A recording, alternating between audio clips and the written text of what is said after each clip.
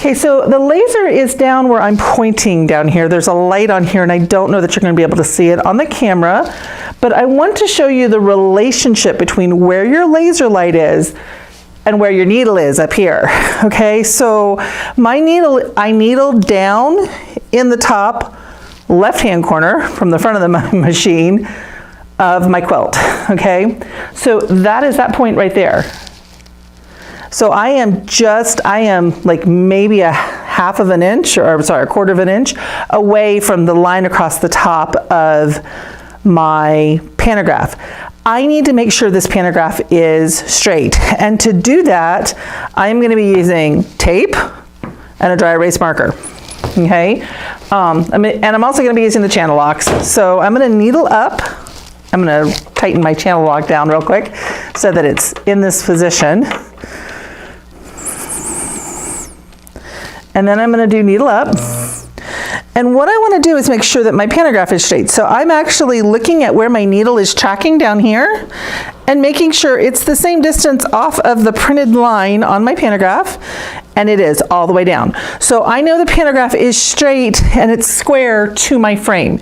You want the quilt to be square to the frame, you know, the backing to be square, the top to be square, and if you're doing a pantograph, the piece of paper to be square to your frame. They all have to be square to each other for it to look like you did your quilt right. So the first thing I do is make sure my pantograph is loaded correctly, which it is. The other thing you want to do, I'm going to loosen this up now that we know that it's actually straight.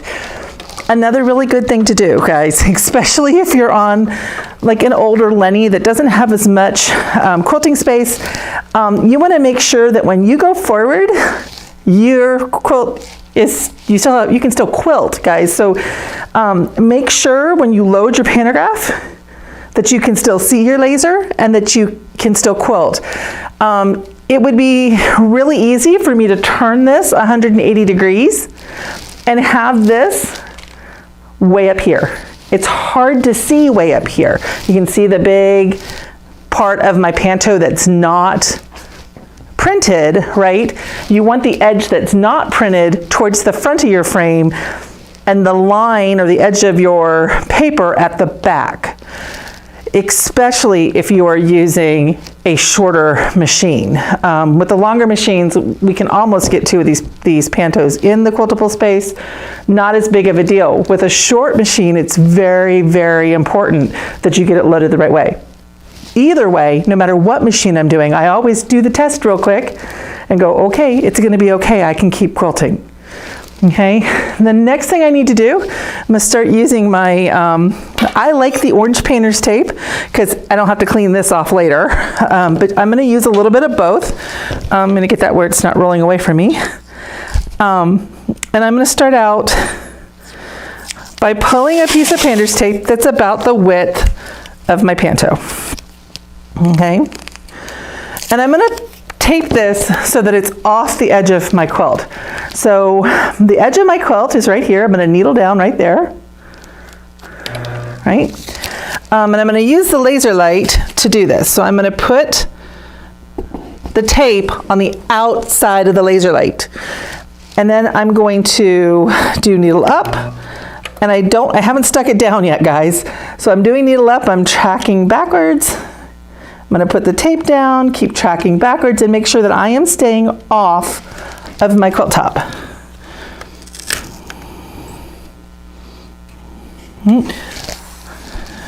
Okay, so this is the edge of my quilt top. Okay, I'm going to do the same thing on the other edge. Might be a little bit easier for you to see here.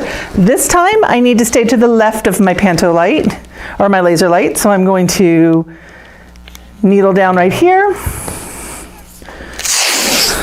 rip another piece of thread rip another piece of tape, right, that is a little bit longer than the width of my panto, stick this down so it is right to the left of the light this time, needle up, and I'm going to watch up front to see what's happening and be taping it down as I go. Okay, I ran over my hand accidentally.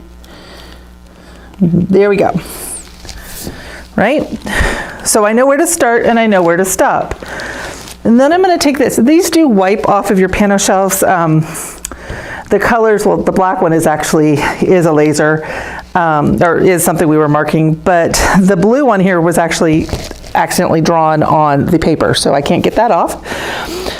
What I need to do now is decide where I'm going to quilt.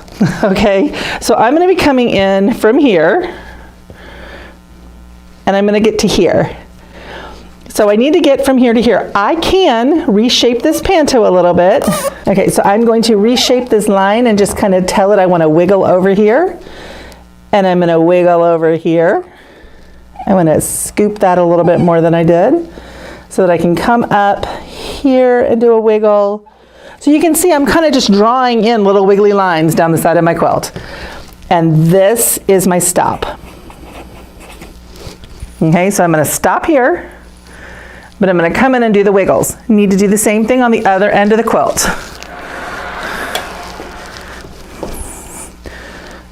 So don't need to worry about that one. I'm going to start here, and I'm going to do that same wiggle type motion I was doing. No, I'm not, and here's why I'm not. I need to quilt this too. Okay, when I started doing this, I thought I would start here and come down and work down, but this piece is much bigger than this is. And really, that's only gonna go in about 1/4 of an inch. It's gonna be underneath my binding. I don't need to worry about this one at all. I do need to worry about this one. So my start is gonna be down here. And I'm gonna come up and very gently change the curve of this first one. So I sewed a piece of fabric over to the batting and backing over that 3 inches I have on the right side of my quilt. And what I want to do is I want to make sure I do things that go back and forth, up and down, and in and out of a point. So I'm going to go turn my machine on and go back and forth, up and down, and in and out of a point. Even though the pantograph that I am doing has no points on it, I still want to make sure I'm not pulling batting in either way. And then I'm going to unhook this so that hopefully I can get my hand under here and you can see it.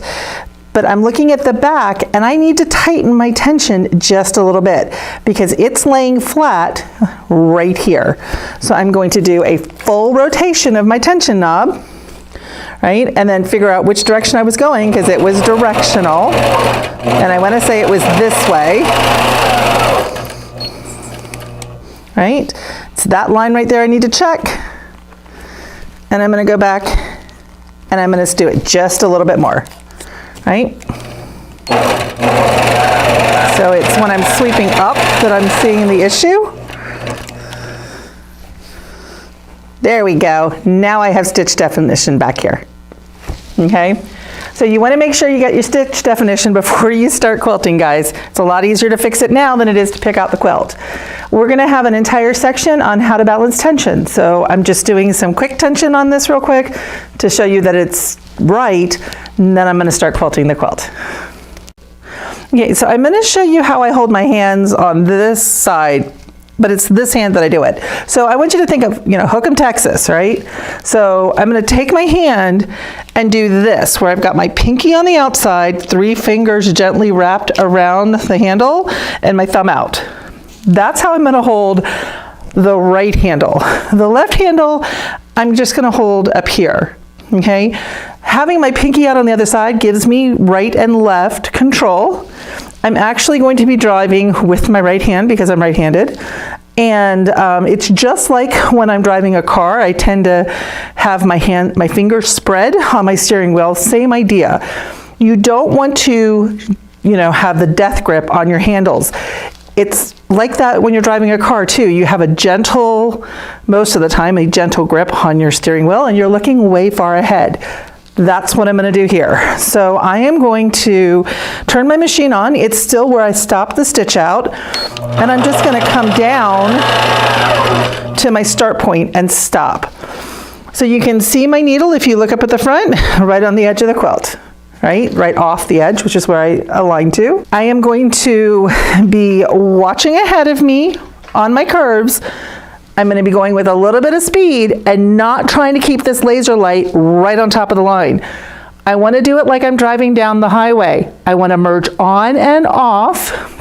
If I get off the line, that's fine, but I want to do a gentle merge back onto it, not a right turn, right? So you want to make sure that you're merging on and off your lines, that you do it with a little bit of speed. You don't super concentrate on where the line's on. If I tried to keep this long arm right on that line, you'd see every shake and bobble of my hands up front. If I do it with a little bit of speed and I'm holding everything loosely and I'm driving it like I drive a car, it's going to be smooth and beautiful up front. My customer is not going to be comparing this paper pantograph to how it looks on this quilt. I was like, they just want it to look like it's quilted beautifully. So try to relax, deep breath in, blow it out, drop your shoulders. Nobody can quilt like a turtle. And you know, it's supposed to be fun, guys. So try to enjoy what you're doing and relax, okay? So I don't have to tack off. I already tacked off when I was sewing off, so I'm just gonna go away from the white dot to turn my handles on and start quilting.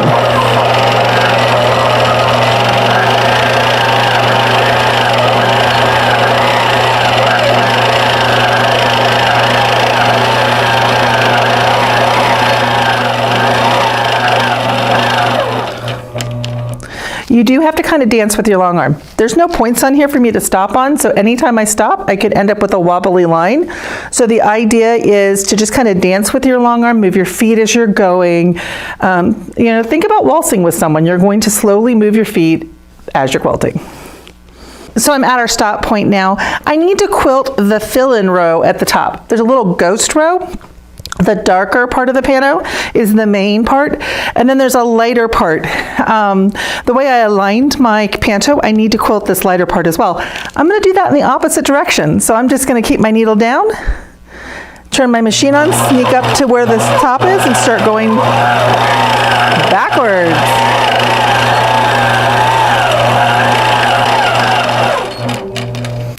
If this pano had any sharp points anywhere, I would be finding one of the sharp points that was in the dark printing and in the light printing and using that to move the pano.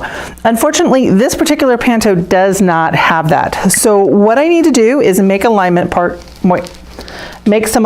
points for myself. So this point right here on my pano corresponds with this. This would be the row that was already quilted, and this is the row I am quilting. I need that to be able to forward my panto. So what I'm going to do is take my needle up to this point, and I'm going to needle down on that mark. And then I'm going to roll my quilt with the needle down so that the needle comes right back here. When last I left you, we had needled down in that dot there, and we've released things so it's a little off. It's going to move right and left when you take the clamps off, and we have taken our clamps off so that we can roll this. So I'm going to loosen the two blue clamps on my standard frame, or I would loosen only the clamp on the front roller on a deluxe frame. If you are doing this with a motorized feed, be very, very careful. It's going to coast a little bit when you get done. It coasts about an inch.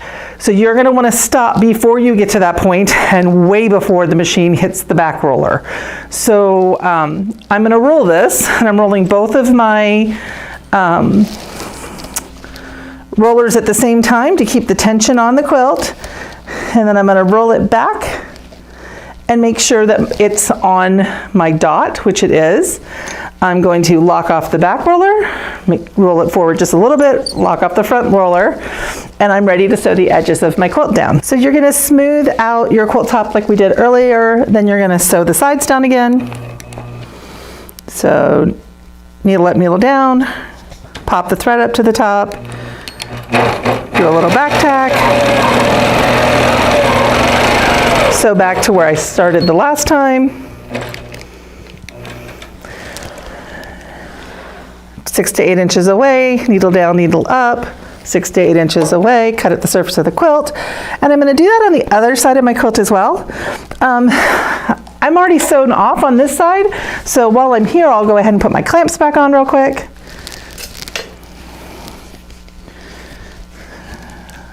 Just so I don't forget to do it later. Come down here and do the same thing. When I finish sewing this time though, I'm going to leave my machine where it is. I'm going to leave it in the needle down position. so that it's tacked off and ready to go, and I can just start quilting.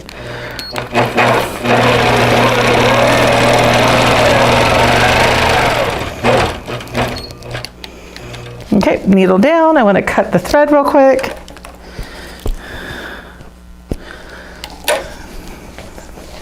And then clamp this one off, and then I'll see you on the back of the machine. Then I would turn my machine on and start quilting. Okay, so I'm ready to move the next row. You're just gonna keep repeating this over and over and over until you get to the bottom of your quilt. So I'm gonna rejoin you when I get all the way to the end of the quilt, and I'll show you how to deal with that very last row. Just that quick, I'm at the bottom of my quilt. I'm gonna go ahead and sew down the bottom of this. So I've started where I stopped on the left-hand side, and I'm gonna come down, and then I'm gonna start stitching across. As soon as I get a little bit away from this corner, I'm gonna go ahead and put my clamps on, mostly because it gives me something to push against with my left hand on the bottom edge of the quilt. It gives a little support to it. So I'm gonna quilt that down. I'm gonna try to deal with the extra batting I have right there.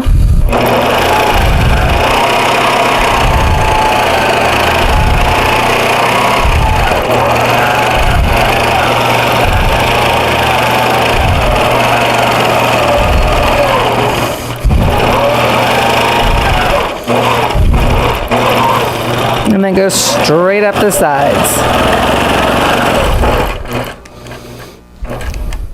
In this case, I'm going to end my thread and I'm going to start on the left side of my quilt. Most of the time I don't when I'm doing pantographs. I will tack off and just keep quilting, but I have a full row I need to do. So I'm going to start from the left side and quilt to the right, and then I will come back when I need to deal with the partial row at the bottom. So I have forwarded my quilt for the last time. So this is where the dot ended that we were pulling to. That is where the dot would be on this row. So the bottom of this row would come very dangerously close to those pins. Obviously, I don't need to quilt that far. I only need to quilt to here. So what I'm gonna do is put my needle down there and then switch back so that you can see the back of this. Okay, so you can see that I am quilting about half of the row, right? I don't need to quilt that much of it. I'm gonna go a little bit farther away and put it down here. And I'm going to grab a nice long piece of tape it to the top above where my needle is, right? So do it there, and I need to kind of work my way back across, right?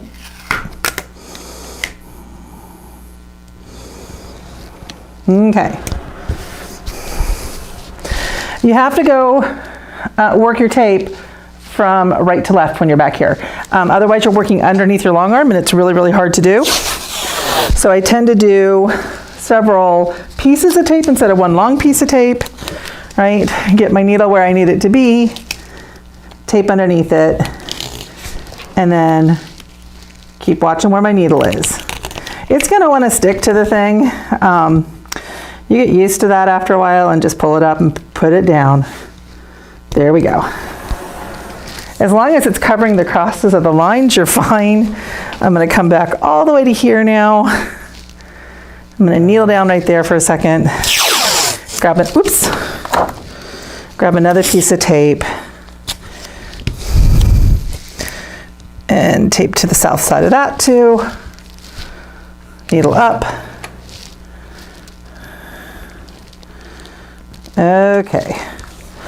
Okay, so that tells me where I need to go. Anytime I'm gonna needle down just to keep this over to the right-hand side. Anytime I need to know where I'm going, I need to draw on my pantograph just like I did to begin with. So I'm gonna start over here. My start point is going to change. I'm actually gonna start right here now. And I'm probably just gonna drop off and go straight lines this time. So I need to go from here to here. I'm gonna come down to there. I need to go from there to there. And I'm only drawing on my tape where I need to jump. So I've done this part, jump, that part, jump, this part, jump, that part, right, jump. Then I'm going to sew this part. And sometimes you got to trace it twice. Jump that part to there, this part to here. I'm not going to quilt this part, so I'm going to stop here, go to there, go to there. And you can choose what you're going to quilt and what you're not, guys. I mean, and that now, no, that cannot be my stop. I still have to come around the edge. So I need to come around the edge, go to there, go to there, right? Or I can wiggle up the end the way that I did before, which is probably what I'm going to do, to be honest with you. So now I'm going to need to start my thread over here on the left. So, it's on the right on my side, the left from the front. I usually talk about things in regards to how they would look if I was free motion quilting, because that's what I do most of the time, or what I did most of the time before I got a computer. So I'm going to go ahead and grab it, do needle down, and I'm probably going to sew over myself when I try to do this, but pack it off. And then I want to get these threads away from where I'm quilting. Okay, so they're away from where I'm quilting now. I'm just going to go ahead and turn my machine on and kind of watch up to the front too and make sure that I'm avoiding those threads.